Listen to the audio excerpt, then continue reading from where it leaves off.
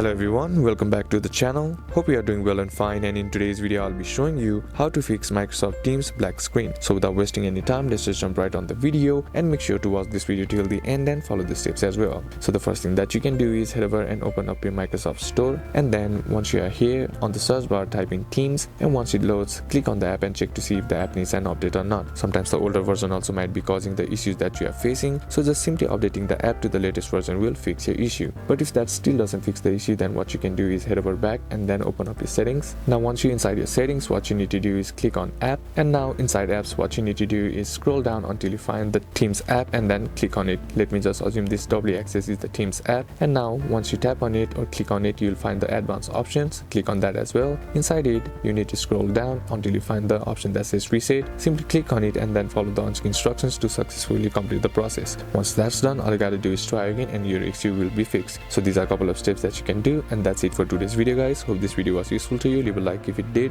comment down below what the next video should be on, consider subbing to the channel. Thanks for watching, bye bye.